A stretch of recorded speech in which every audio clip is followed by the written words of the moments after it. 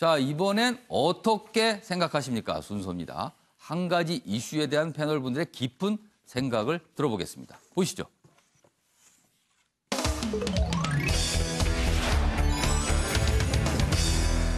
오늘 어떻게 생각하십니까? 주제는요. 또 벼락치기 예산심사 건당 5초면 통과시키고 있다. 이렇게 내용입니다. 예산심사 지금 국회에서 벌어지고 있는데 그 내용 해보겠습니다. 자, 그리고 제가 신문을 소개하는 동안 네 분 패널께서는 의견을 써주시기 바랍니다. 자, 여기 조선일보 기사가 있습니다. 벼락치기 밀실로 들어간 470조 수포 예산. 자, 이게 뭔가 충돌이 벌어지고 있습니다.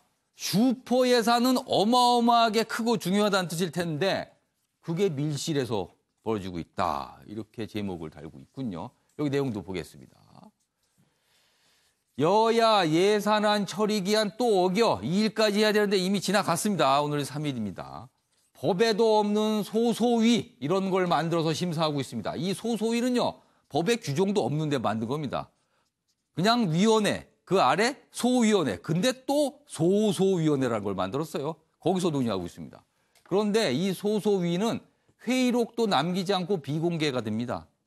밀실입니다. 뭔 얘기를 하는지 알 수가 없습니다. 거기서는. 그러니 막판 예산 나눠먹기가 벌어질 수 있다. 이런 지적이 나오고 있다고 하네요. 관련 기사 하나 더 보죠. 여기 있습니다. 한국일보입니다. 수천 개의 예산 건당 5초도 안 돼 결정. 소소위 날림심사 불가피하다. 이렇게 돼 있습니다. 밀실로 들어간 내년 정부 예산 470조. 여기 내용 더 보죠.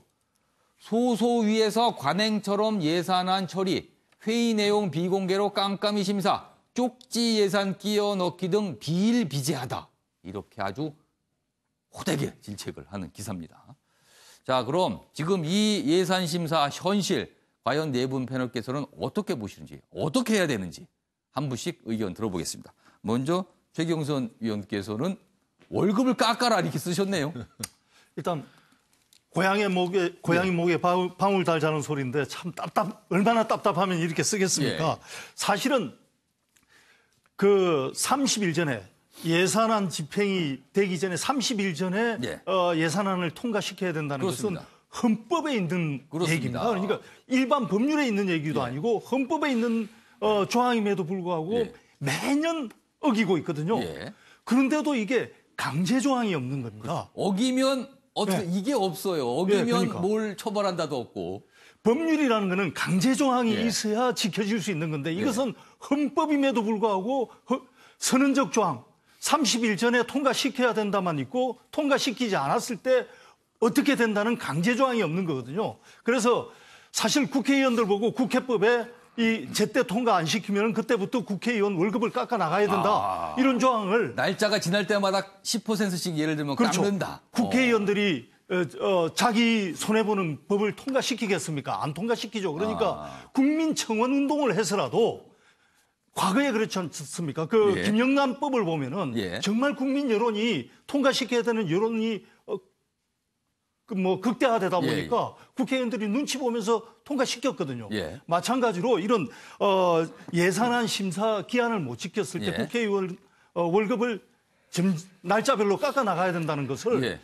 국민청원 운동을 통해서라도 입법화해야 되는 거 아닌가 하는 그런 생각을 합니다. 날짜를 넘기게 되면 그때부터 일별 계산해서 깎아야 된다. 이런 주장을 하셨어요. 김소희 교수께서는 어떻게 생각하십니까? 예, 지금 이제 헌법에 정해져 있는 대로 그 기한을 예. 좀 지키려면 예. 지금처럼 그렇게 이제 막 번개불 막 그냥 뭐 홍복듯이 이렇게 하기 예. 그렇게 해서는 이제 사실 지키기가 어렵습니다. 그러니까 그래서 어떨 때는 겨우 이제 지키거든요. 근데 뭐 우리 정치라는 게 또 한편으로 뭐 예산안 심사에 길 맞추기 위해서 하는 게 정치는 아닙니다. 그러니까 그렇죠. 그 예산을 둘러싼 수많은 이해관계와 갈등들이 있기 예. 때문에 그래서 그걸 지키도록 해주는 환경을 우선 조성할 필요가 있는데 그걸 위해서 좀 상시 개헌을 해서 예산 심의는 그것도 한꺼번에 할 게 아니라 좀 이제 나누어서 좀 부처별로 이제 좀 해가지고 이제 좀 시간을 접근하는 많이 두고 예. 차근차근 가야 된다. 또 한편은 이거는 무슨 효과를 갖느냐면 예. 정치를 괜한 이제 정략 가지고 이제 그 소모적인 의제 가지고 싸울 게 아니고 예. 진짜 국민들에 다가가는 그 돈 문제를 중심으로 계속 정치를 하는 겁니다. 어떻게 예산을 쓸 건지 국가 예. 살림을. 그래서 좀 그런 부분은 사실 전문가들 사이에서 계속 얘기가 나왔었던 것이고요. 이 또 한편으로는 그것도 좀 근본적으로 생각해 봐야 되는데 예. 국회가 지금 이제 이렇게 이 구조가 된 거는 정부가 예산 편성을 해놓고 국회는 이제 심의만 하는 거거든요. 그렇죠. 그러니까 이제 이 편성할 때 배정을 못했으니까 쪽지 예산부터 시작해갖고 자꾸 이제 그 좀 그렇죠. 술을 쓰는 겁니다. 예, 꼼수를. 이러지 말고 정부 이게 자꾸 국회가 그 예산 편성의 권한 부분들을 좀 자꾸 늘려가는 방향. 이것도 지금 한국의 국회 개혁 부분에서 굉장히 중요한 지금은 정부가 아예 예산을 짜서 국회에 넘겨주는데 그 짜는 과정에서 국회가 뭔가 좀 할 수 있게. 맞습니다. 그래서 저기 뭐 참여 예산이라고 써놓기도 했는데 예. 그래서 이제 정부와 국회 예. 또 한편으로는 어떤 국민의 참여 속에서도 예. 예산을 만들어가는 좀 그런 틀들 이걸 지금 구상하고 할 때가 와 있다 지금 한국은. 그래서 알겠습니다. 그런 차원이 있어야지 이런 이제 일들이 어. 더 이상 반복되지 않을 수 있다. 양무석 이사장께서는 어떻게 생각하십니까? 근데 이제 이게 예. 이 대목이 좀 예. 문제가 있는 거죠. 예. 지방자치단체나 중앙정부 예. 같은 경우에는 이미 기재부의 모든 내용을 넘기고 나면 예. 이제 국회에서 마지막 이 상임위원회나 소위 쪽에 마지막 이 입장 로비를 한다든지 자기네 그다음에 그런 뜻을 민원을 강하게 이제 발전시키려고. 넣거든요. 그러면 이제 손을 놔요. 예를 들면 그리고 나면 이제 지금부터 중앙정부나 그 지방자치단체는 내년 예산을 짭니다. 예. 그리고 내년 3월에 기재부에 보내고요. 예. 그리고 기재부로부터 그때부터 계속 오고 가는 예. 그 이야기를 하고 8월에 국회를 예. 넘깁니다.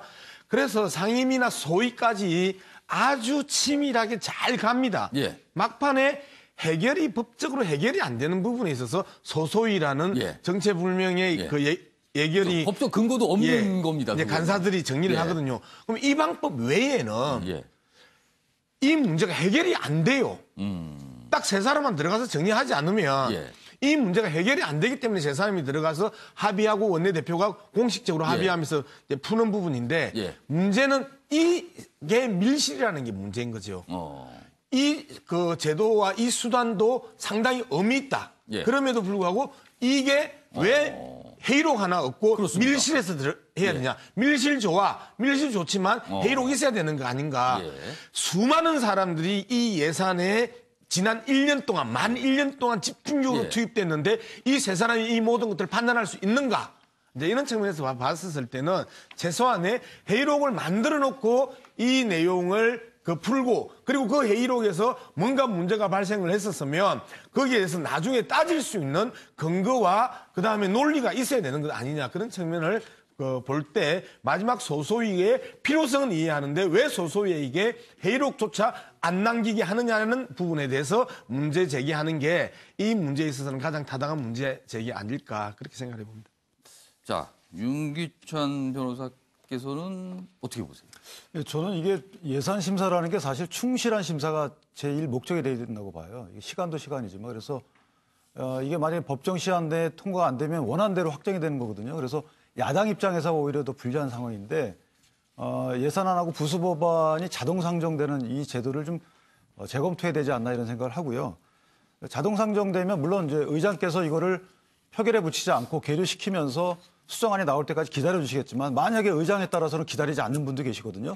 그럼 정부 원안이 그냥 통과되는 거예요. 그럼 국민 이 470조 예산에 대한 어떤 국민 통제가 제대로 안 되는 거기 때문에 저는 이 자동부의 제도가 조금 재검토해 봐야 되지 않나 이렇게 생각합니다. 알겠습니다.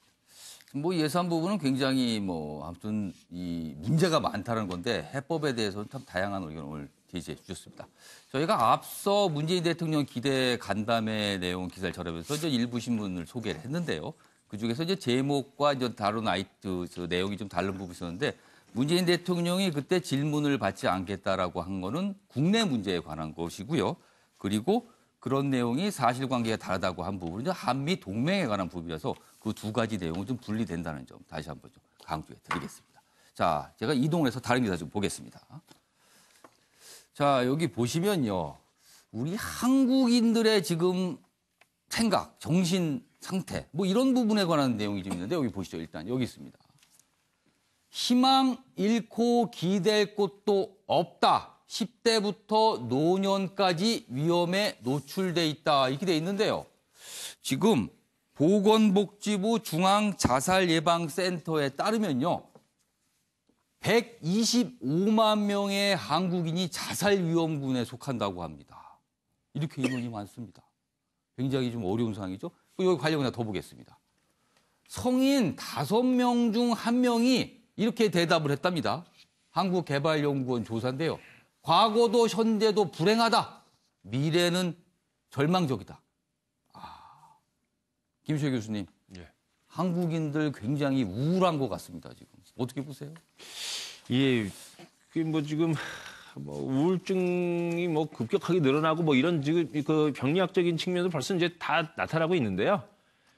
무엇보다도 이 사업 실패하고 재기가 불가하다. 이게 패자 부활 이런 부분들이 없는 이걸 좀 빨리 갖춰야 되는 거 아닌가 생각이 듭니다. 알겠습니다.